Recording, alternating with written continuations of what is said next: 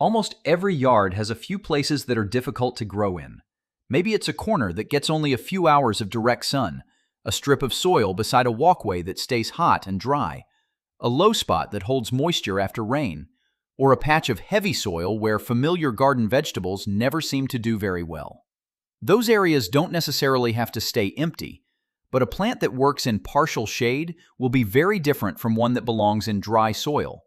And a plant that tolerates moisture may be completely wrong for a hot, rocky spot.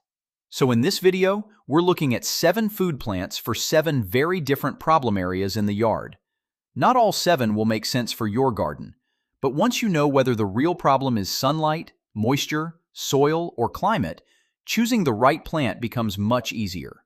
Let's start with one of the most common situations. You have space to grow something, but not quite enough sun. Number 7. Swiss chard.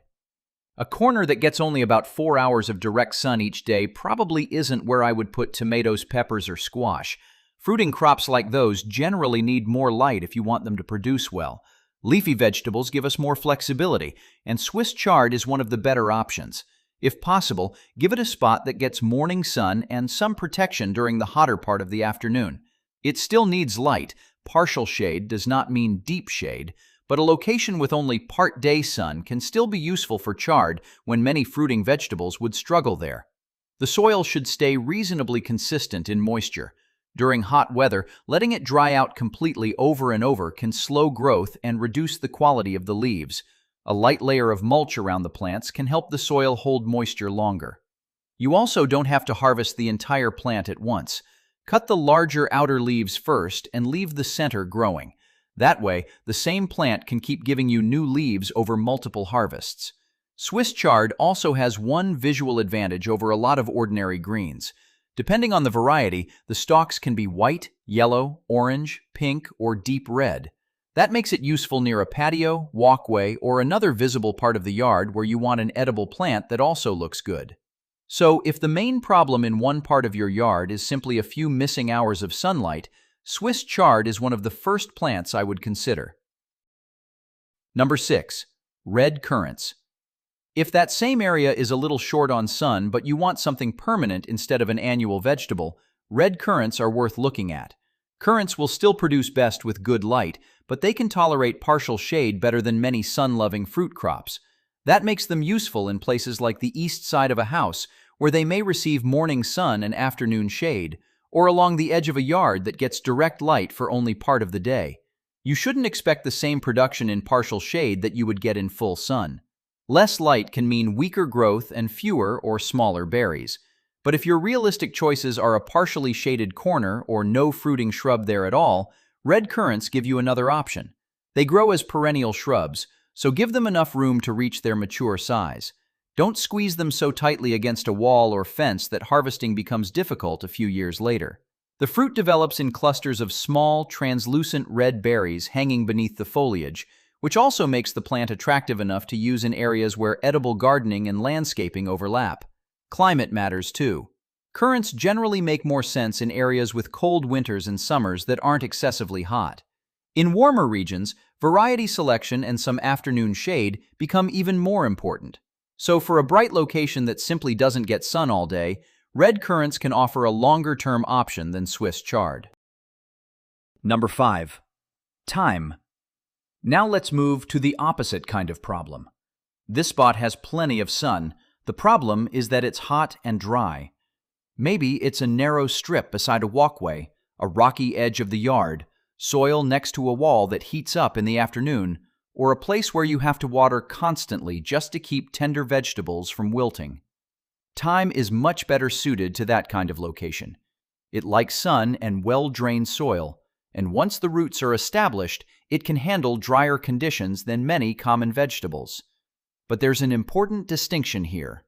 Dry soil is not the same thing as poorly drained soil. Thyme may be perfectly happy in rocky soil that dries quickly after rain. A pocket of heavy clay that stays wet for days is a completely different situation. If your soil is heavy, planting a little higher or improving drainage may help. But if you already have a naturally dry strip of ground, you may not need to turn it into a moisture-retentive vegetable bed in the first place. Thyme also uses very little space. It can grow along the edge of a bed, beside a path, or in small gaps that aren't worth giving to a large vegetable plant. When you need some for cooking, cut a few stems and let the rest keep growing. Moderate, regular trimming can also help the plant stay compact. For a place that is sunny, hot, and quick to drain, thyme makes a lot more sense than trying to keep a moisture-loving vegetable alive there with constant watering. Number 4. Elderberry. But what if your difficult spot has the opposite problem? After a heavy rain, most yards have places that dry quickly and 1 or 2 areas that stay wet much longer. Maybe it's the bottom of a slight slope, a low spot in the yard, or somewhere runoff tends to collect before slowly draining away. Elderberry can handle wetter soil better than many fruiting plants, which makes it worth considering for a location that stays more consistently moist. That does not mean you should plant it in standing water. A spot that stays moist is very different from a hole that turns into a pond for days after every storm. If water remains around the roots for long periods, drainage may still need to be addressed. Elderberry can also become a fairly large shrub, so give it enough space from the beginning. This isn't something you want to squeeze into a narrow opening between 2 vegetable beds. With enough room, it provides several different looks through the season. Large clusters of flowers appear first, followed later by dark berries. Along the edge of a yard or in a more naturalized part of the garden, it can make use of wetter ground while also adding a taller layer behind lower growing plants. There is one important food safety point though. Elderberries are not something I would treat like blueberries and eat straight from the bush. When using them, remove the stems, leaves, and unripe berries and cook the ripe berries properly before eating them. Improper preparation can cause digestive problems. So elderberry makes more sense for someone who actually wants to harvest the fruit for cooking or processing rather than snack on it while walking through the garden. If you have a part of the yard that stays noticeably wetter than everything around it, but doesn't remain flooded, elderberry is worth investigating. Number 3. Egyptian walking onions. The next plant is useful for a different reason. If you have a sunny corner where you would rather not replant the same crop every year, Egyptian walking onions are an unusual perennial option. They're hardy, they can return year after year in a wide range of climates, and they produce food in a way that looks completely different from ordinary onions. The most interesting part appears at the top of the plant. Instead of producing only a bulb underground, Egyptian walking onions form clusters of small bulbils at the top of their stalks. As those clusters grow heavier, the stalk can bend toward the ground. Once the bulbils touch the soil, some of them can take root and form a new clump a short distance away from the parent plant. That's where the name walking onion comes from. Given enough time and space, the plant can slowly seem to walk across the garden. Several parts are useful in the kitchen. You can harvest the green leaves, use the bulbs at the base, or eat the small bulbils that form at the top. And if you want more plants instead, those top bulbils make propagation very easy. Just move them to another sunny spot and plant them. Because this is a perennial onion, once you establish a healthy patch, you don't necessarily have to start over from seed every spring. There's also an interesting extra advantage if your yard happens to contain a black walnut tree. Black walnuts produce juglone, a natural compound that can interfere with some sensitive plants growing nearby. Egyptian walking onions are considered tolerant of those conditions, so they can be worth trying in sunny areas near a black walnut where other edible plants may be more difficult to grow. That doesn't mean they belong in deep shade directly beneath the tree. They still perform best with good sunlight. But even without a black walnut anywhere in sight, Egyptian walking onions are worth growing simply because they're hardy, perennial, edible in several ways, and capable of spreading themselves around the garden in such an unusual way. Number 2. Prickly pear. Now let's move to a kind of yard that most of the previous plants simply aren't designed for. A place that is extremely hot, very dry, and limited in water. In the dry parts of the West and Southwest, an edible garden doesn't have to depend entirely on vegetables that need consistently moist soil. Prickly pear is a good example. Its thick pads store water, and the plant is naturally built to handle much drier conditions than most conventional garden vegetables. Food varieties can provide both tender young pads and ripe fruit. The young pads are harvested while they're still tender. The fruits develop after flowering and can also be used once they ripen.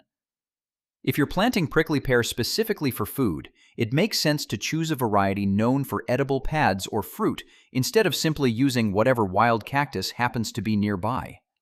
The biggest issue is obvious, but also a little more complicated than it looks. There are the large spines you can easily see, but prickly pear can also have tiny, hair-like spines called glochids. They come off easily, stick in skin, and can be much more irritating to deal with than the larger spines. Use tongs and appropriate gloves when harvesting, and make sure the pads or fruit are properly cleaned and all spines are removed before preparing them. New plants still need water while establishing their root systems. Drought tolerant does not mean you plant one and never think about water again. But once established, the amount of water a prickly pear needs is very different from what you would expect from a bed of lettuce or cucumbers. So if the worst part of your yard is actually the hottest and driest part, choosing something adapted to that climate can make a much bigger difference than simply watering a conventional vegetable more often. Number 1. Black chokeberry, Aronia. The final plant is for a problem a lot of gardeners deal with: bad soil. Maybe you have heavy clay. Maybe one section of the yard drains poorly. Maybe the soil has been compacted by years of foot traffic. Or perhaps the area stays a little damp and only receives partial sun. Black chokeberry, also known as Aronia, can tolerate a surprisingly wide range of conditions, and that's why I'm putting it at number 1. It can grow in soils ranging from sandy to clay-heavy and handle wetter conditions better than many fruiting shrubs. It can also tolerate some compacted soil and partial shade, although good sun will still generally give you stronger growth and better fruit production.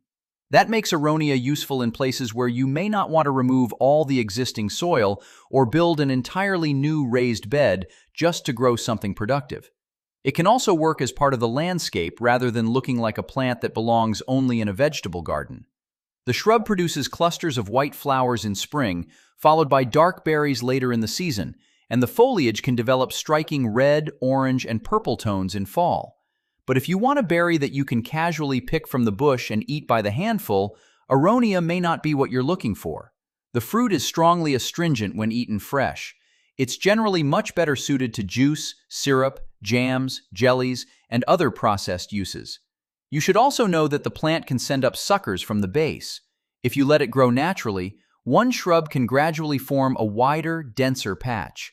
In a large area, that may be useful. In a small yard, you may need to control those new shoots. And even though Aronia tolerates difficult conditions, there's no reason to deliberately put it in standing water or deep shade. Tolerant does not mean limitless. But if you're looking at a patch of heavy clay, compacted soil, a slightly wet area, or a spot with partial shade and wondering what kind of perennial edible plant might actually work there, Aronia is one of the most adaptable choices on this list. These 7 plants are really solving 7 different problems. If a spot gets only about 4 hours of sun, think about Swiss chard. If you want a perennial fruiting shrub that can handle some partial shade, red currants are another option. For hot, dry, fast-draining soil, thyme makes more sense. Elderberry is worth considering where the ground stays consistently moist. Egyptian walking onions give you an unusual perennial edible crop and can also be useful in sunny areas near black walnut trees. Prickly pear fits gardens in genuinely hot, dry climates. And black chokeberry becomes especially interesting when the main problem is heavy, damp, or compacted soil. Before buying anything for a difficult part of your yard, check 3 things first. How many hours of direct sun does it get? How quickly does the soil dry after rain? And what kind of soil are you actually working with? Those 3 answers can eliminate a lot of plants that simply don't belong there. If you've ever had a difficult corner of your yard and eventually found a plant that worked well there, tell us what you grew and what part of the country you're gardening in.